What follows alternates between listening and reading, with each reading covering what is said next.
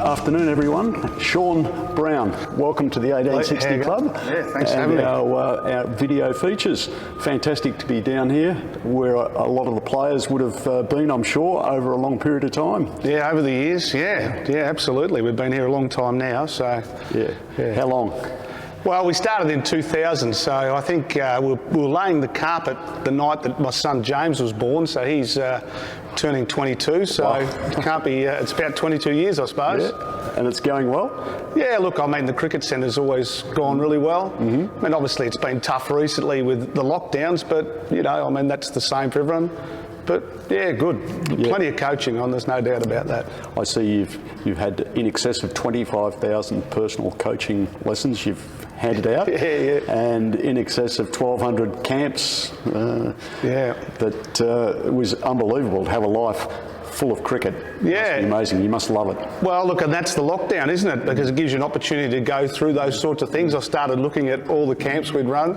The 25,000 is probably just what I've done, but not what the other guys have done. So we've probably done more like 60-odd thousand and 1,200-odd camps. But, yeah, to look back and see that we've done so many and, you know, we're all over Australia. So, yeah, it's been it's still going well. It's really good. Fantastic. Yeah.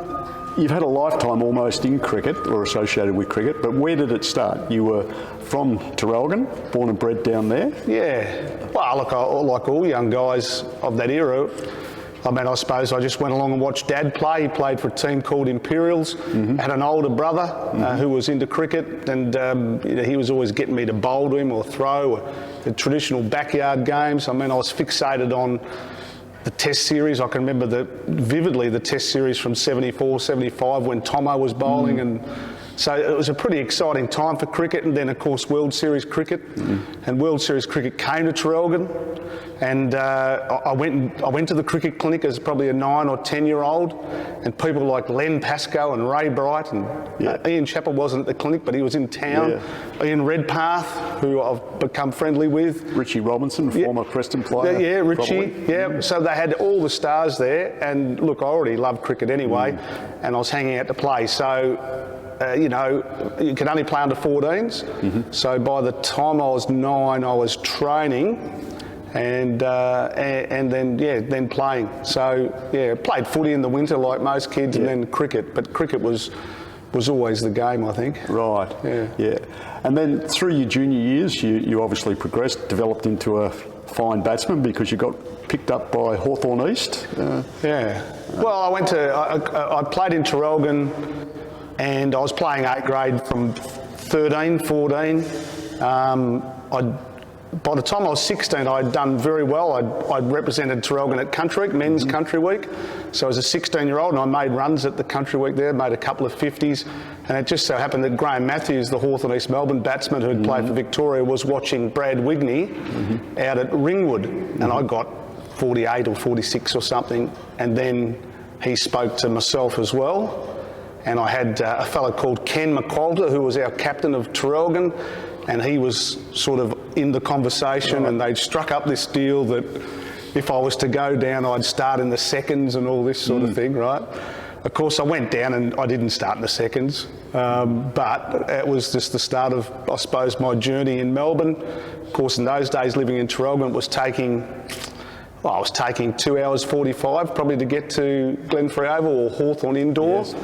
And I can think of plenty of times where I mean, this was just the way it was. You drove down, you had a 6-minute hit, you paid your $5, and then drove home again. And that was it. You must have been very keen. Well, my parents initially drove me down. My grandfather was just a fantastic guy. Mum and then my father also were driving down. So I had plenty of support, and I know that that's a major thing. Without that support, I couldn't have done it. But yeah, you've just got to really, and look, I wasn't overly successful to start with. It was a real big jump to go to district cricket. So yeah, I mean, a lot of guys from Traralgon who had talent had spent maybe a pre-season or played a game or weren't happy with the grade they played and went back home.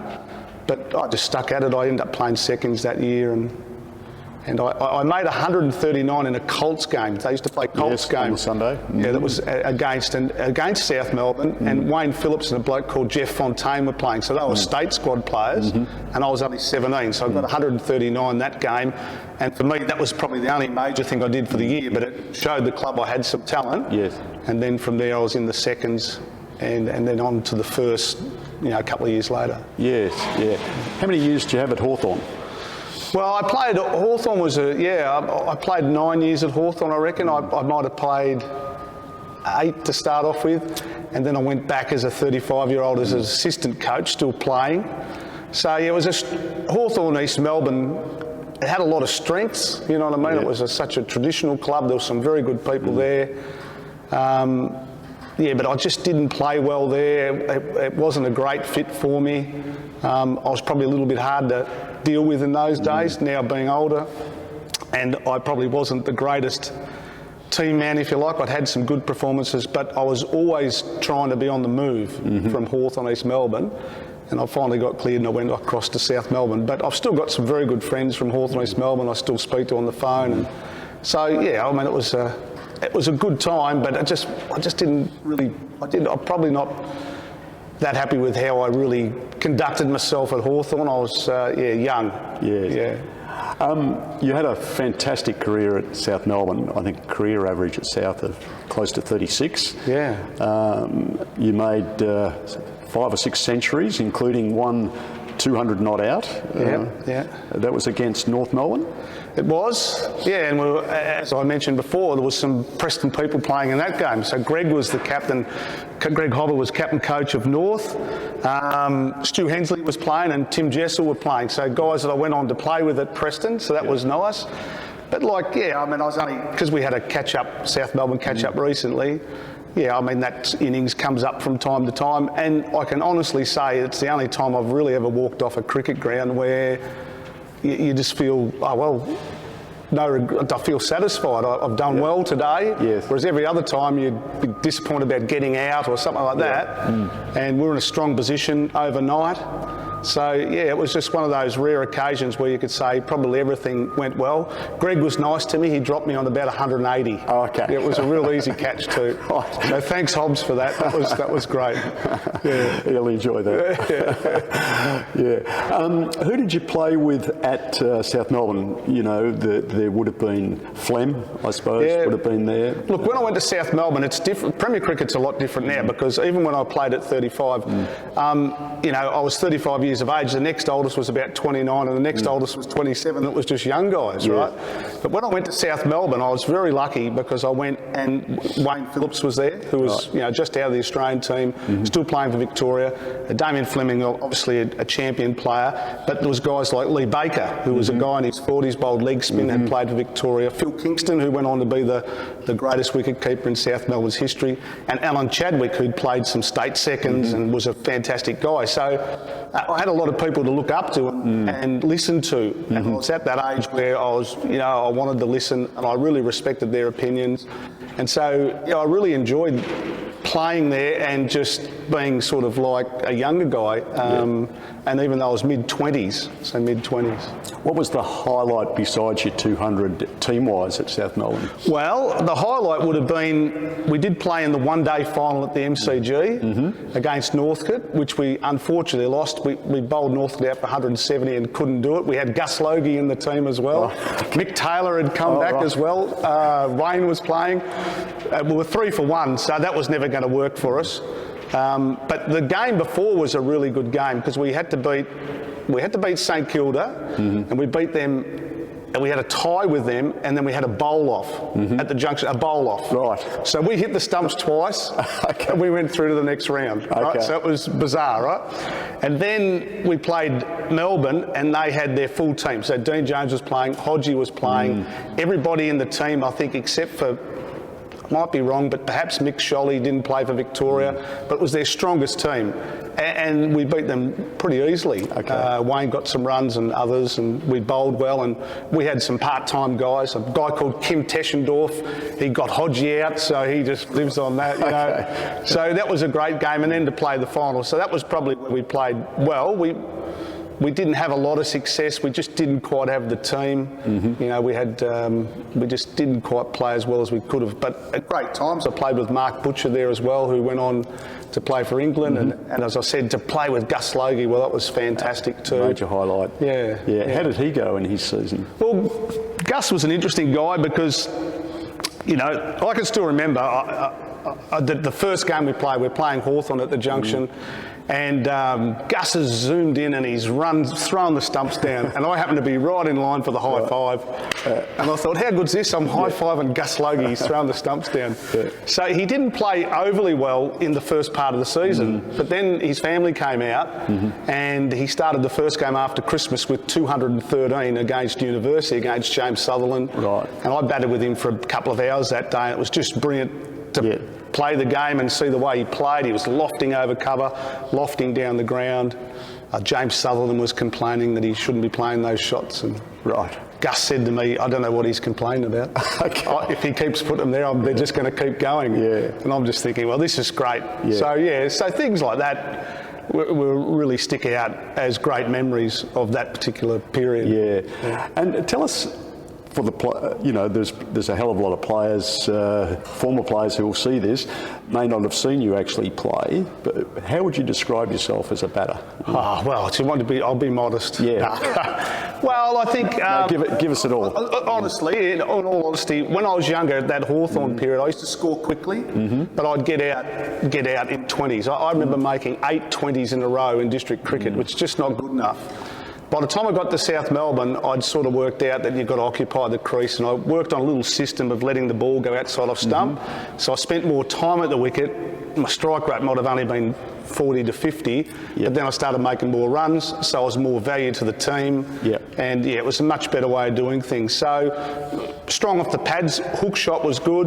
You know, I'd like to think I could drive, but perhaps at times that was a weakness.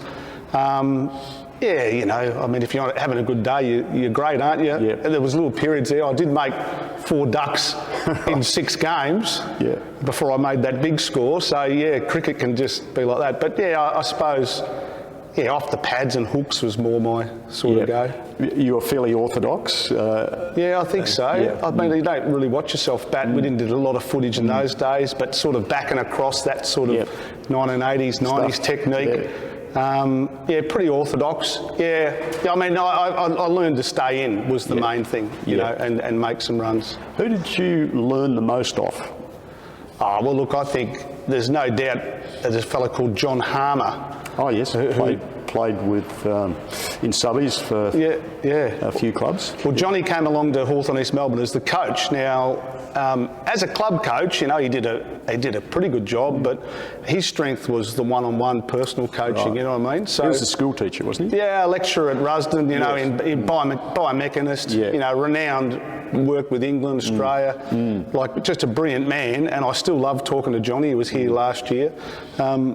He had a big influence on me because coming from the country, I had a bit of a raw technique. I mean, I can remember Johnny throwing balls at us. You know, we'd get 10 minutes with him, he'd throw some balls, give you some advice. Well, I can remember I couldn't even keep my balance on a drive. Like I'd whack it, but I'd be moving as I hit it and things like this.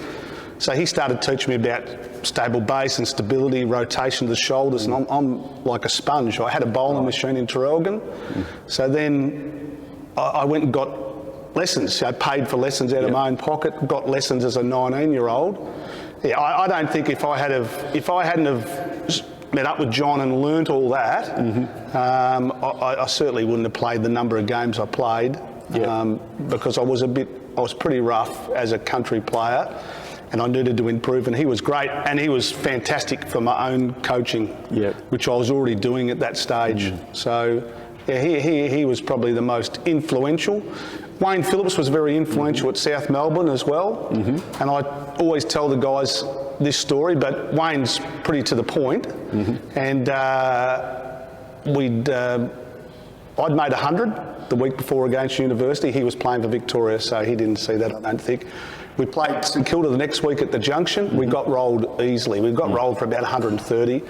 And he came back from a state game and he sat us down out on the oval and he went through all of us, you know, just went through what's going on. This is a first class wicket, you know, it's not good enough. And he got to me, and I started with the usual sort of, well, you know, the wicket held up, and I just got through it a bit early, and I hit, and he just said, the problem with you is that you're an excuse maker. Okay. Right? I've never heard such rubbish in my life. This is the Junction Oval. Yeah. You need to wake up to yourself, more or less. Mm-hmm. And it was a real turning point for me. Like, that was really made, some people might have thought it was too direct. Yeah, but it was honest. It was honest and it was true. And I look back to those early days of Premier Cricket. It was always the greatest ball that got me out, or it was never my fault, umpire's decision. You know, and that piece of advice that he gave me just made me wake up a bit, and I certainly played much better in that period, particularly because you're under their watchful eye as well, because you know those guys had done so much in cricket. So I think John Harmer was fantastic with the technique. Wayne was very good with setting expectations for yourself and not accepting or making excuses. And I think for the next 4 or 5 years I played, that helped me a lot.